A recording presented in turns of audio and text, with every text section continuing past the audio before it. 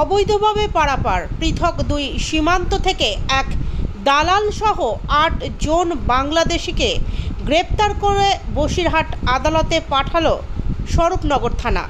Police সূত্রে জানা গিয়েছে, ধৃতরা স্বরূপনগরের বিথাড়ি হাকিমপুর গ্রাম পঞ্চায়েতের হাকিমপুর এবং তারালি সীমান্ত দিয়ে অবৈধভাবে ভারতে প্রবেশ করে।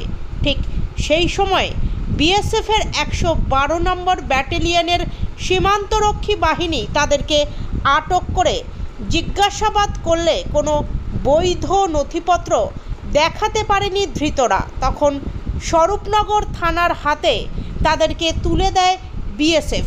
পুলিশ সূত্রে জানা যায়, ধৃতদের নাম সাইফুল মণ্ডল, বাড়ি বসিরহাট; মোহাম্মদ সেলিম হোসেন, বাড়ি সাতক্ষীরা; রাহুল মণ্ডল, বাড়ি সাতক্ষীরা; তরিকুল ইসলাম সর্দার, বাড়ি সাতক্ষীরা; সজীব বাইন, বাড়ি মাদারীপুর; তন্ময় বিশ্বাস, বাড়ি গোপালগঞ্জ; সুমন শেখ, বাড়ি গোপালগঞ্জ; সাবির হোসেন মনিরামপুরে বাড়ি এবং জসিমউদ্দিন শেখ, বাড়ি যশোরে।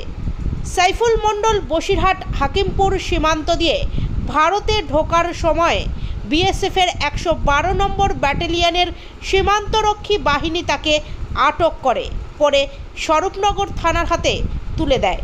বিএসএফ এবং স্বরূপনগর থানা যৌথভাবে ধৃত ৯ জনকে আজ গ্রেপ্তার করে বসিরহাট আদালতে পাঠায়।